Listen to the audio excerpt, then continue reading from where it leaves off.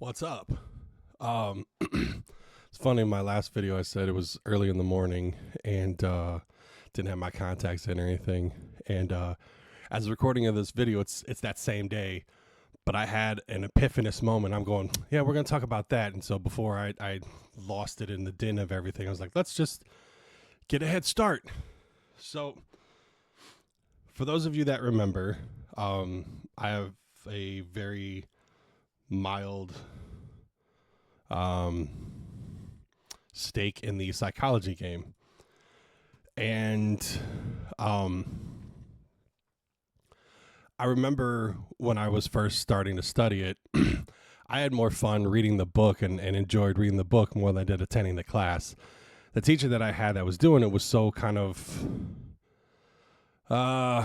socially awkward that he always had it in his head of, ooh, I'm saying all these cool things and people are paying attention to me. Let me go ahead and take full advantage of that and just be Mr. Jokey Jokester. And I'm going, dude, can you teach some shit?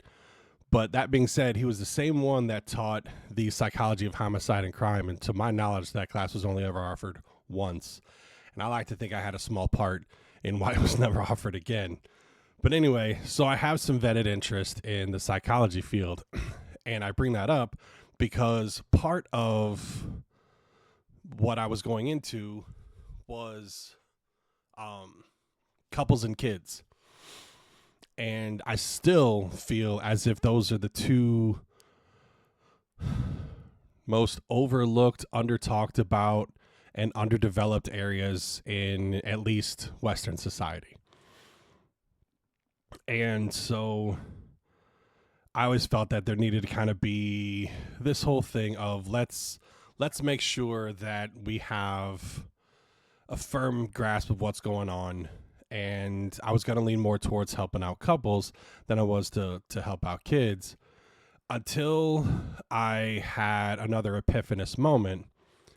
And in this moment, I made an observation based off of the time that I was taking the classes, the time that I was reading up on it. I was taking like child development classes. Like I was going in on it, man. And one thing struck out to me, especially during the early child development classes, that I dubbed something called the asshole stage. And I would say every single person in the U.S. has gone through it. I can't speak for anywhere else in the world, but I know for a fact USA has gone through it. I know we have. Everybody. And the asshole stage is guaranteed between the ages of 13 and 23. It can extend as far as 11 to 25. But that's really about the extent of it. And it starts when you're pretty much in the level of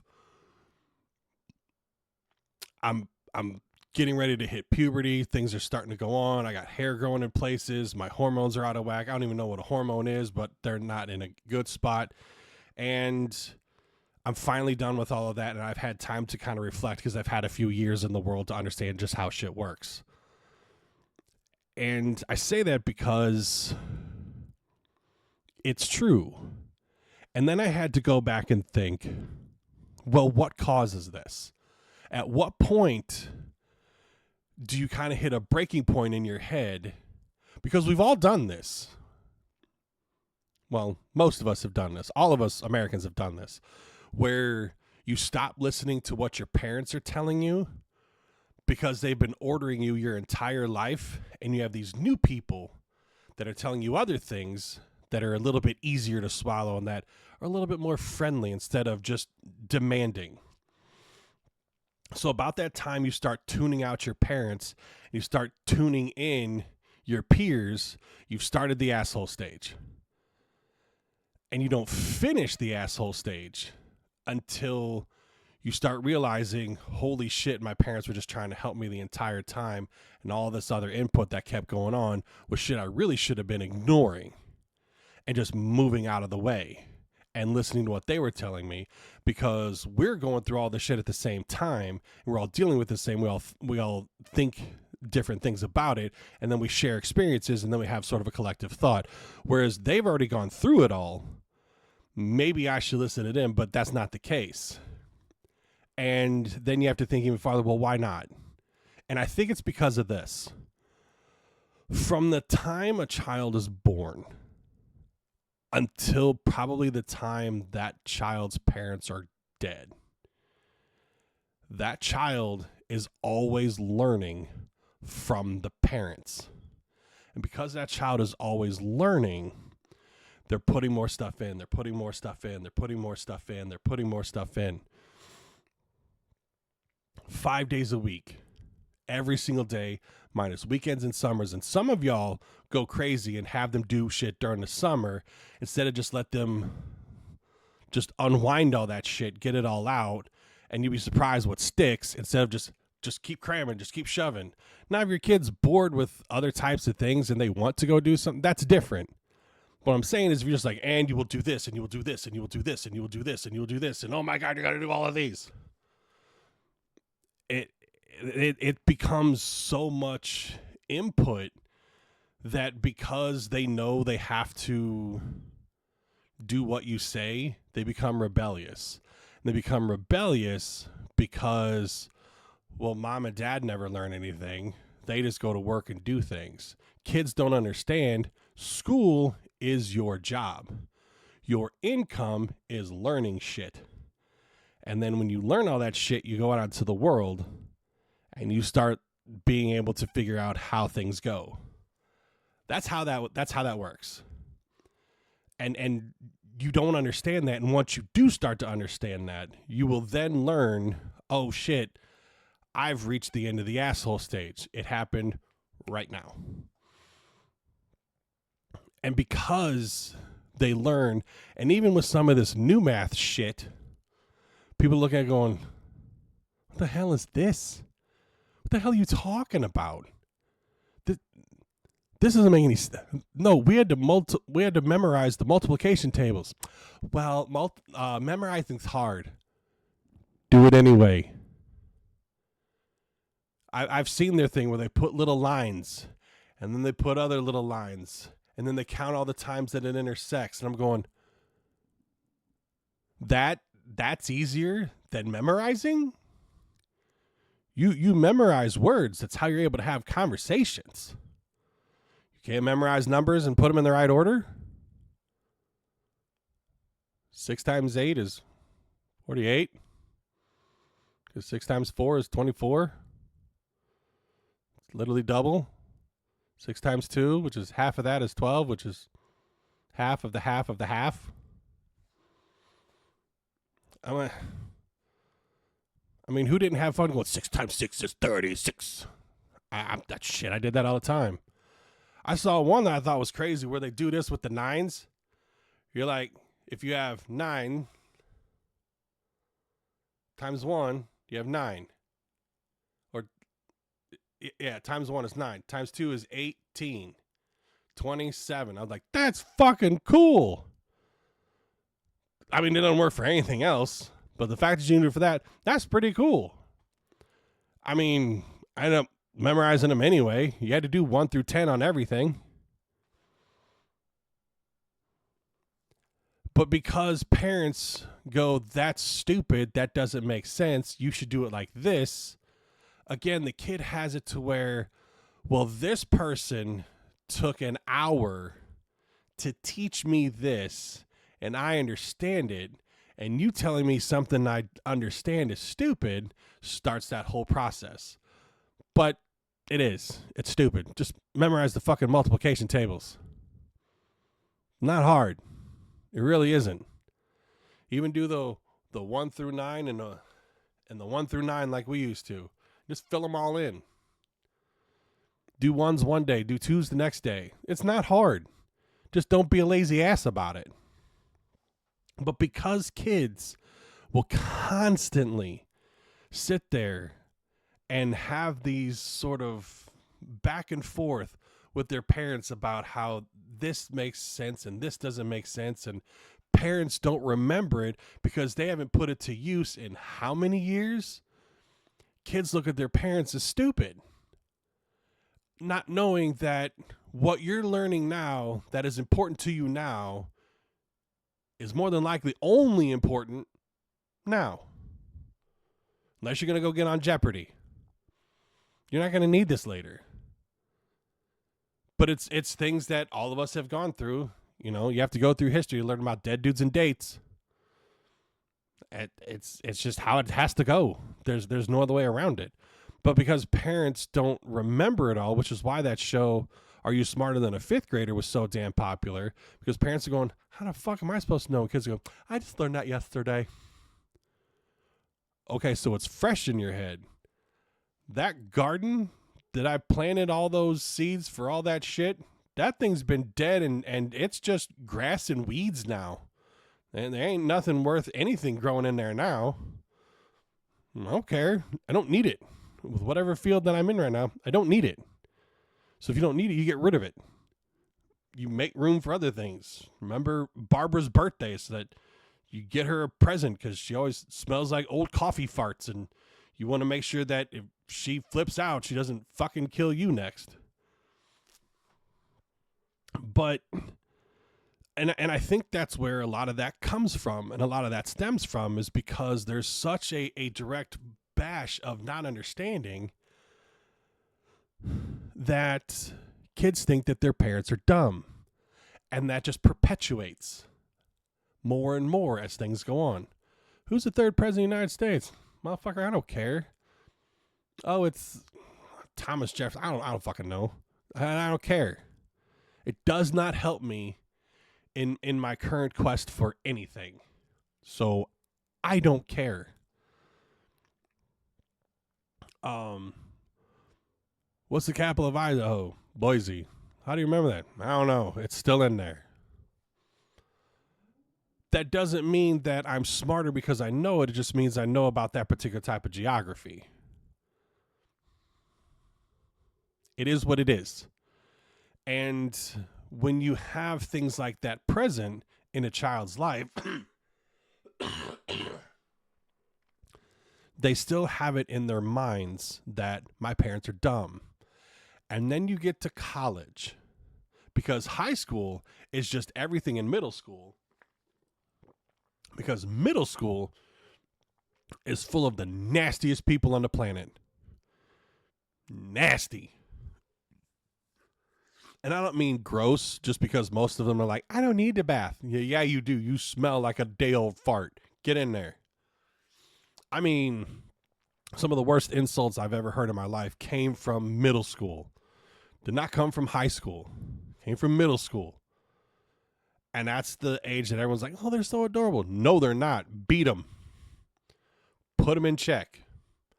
Because whatever little angel you send out the car door in the morning turns into a 9th level demon from the very bowels of hell once they get to school. And then you show up trying to figure out, nah, my angel. Yeah, your angel. Yes. Quit huffing that copium and realize your kid more than likely was a tyrant. I was on both ends of it. I was picking on people and then shipped that shit right off to the next person for me to pick on. Did it all the time. I was an asshole. Straight up asshole. And I got back every single bit of it,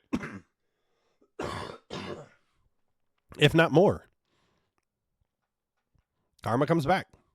But you can't tell middle kids that. Middle school kids don't want to hear that. They'll never listen.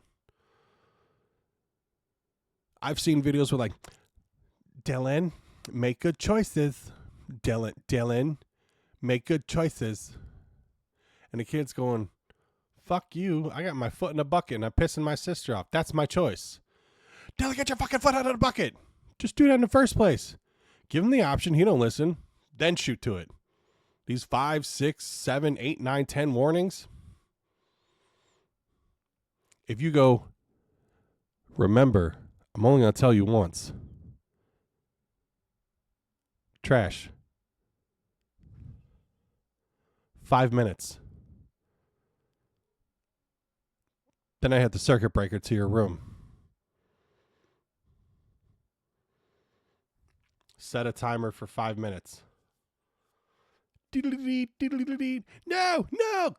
Follow through with it. Because if you don't follow through, they're just going to be like, they're not going to. They always threaten. So we have a lot of people now not interested in listening to the consequences of their actions or think that their actions even have consequences. So they don't care. They don't care. Why should they? They don't need to. You're not going to do anything. I'm diverting from my original point. But my original point is that you go through the asshole stage. And I'm pretty sure it's because you spend, 17 straight years learning from 5 to about 22. I mean, 17 straight years, 5 days a week, 8 hours a day. And then you got homework. And then you got after school activities. Then you got weekend gatherings. You're always learning something. Always. And at what point are you going to listen to your parents when they don't learn anything? They just go to school. That's it. They go to work. Just go to work. All you do is go to work. You're a project manager and you just tell everybody else what to do. What do you know about anything? And then you have to introduce them to the phrase that a lot of us remember. The amount of shit I have forgotten usurps what you've learned. Don't test me. Let them have their opinions, sure. Let them have whatever they think they need to have in order to feel whatever.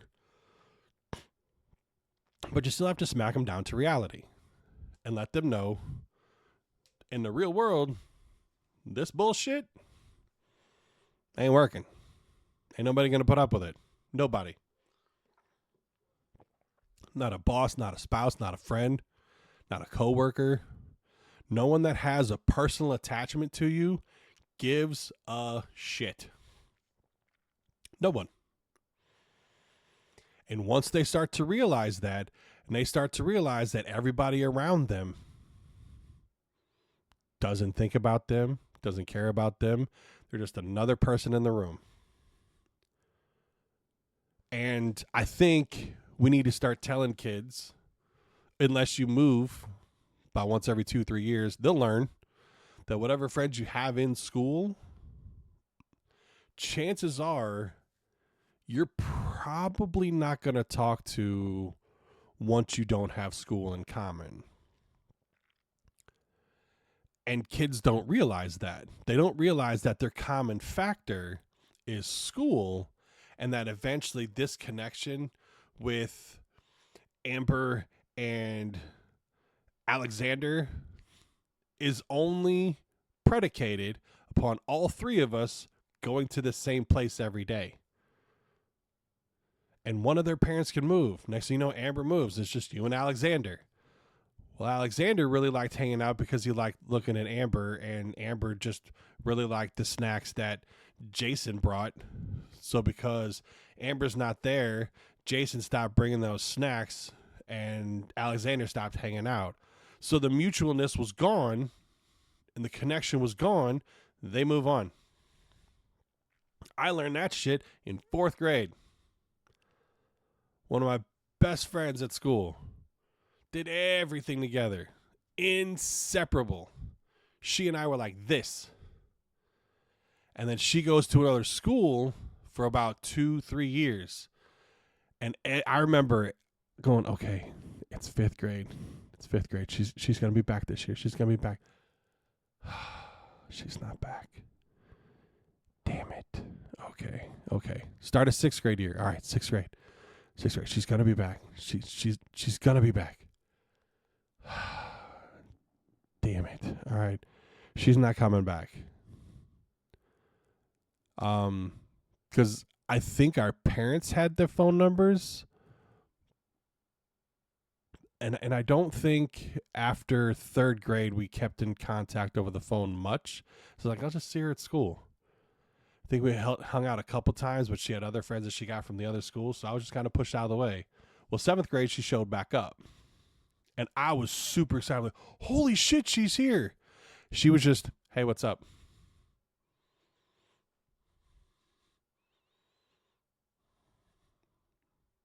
My best friend's back, and that's all I get. And she ended up being one of the primary ones to bully the fuck out of me the last 2 years that I saw her. I learned early on.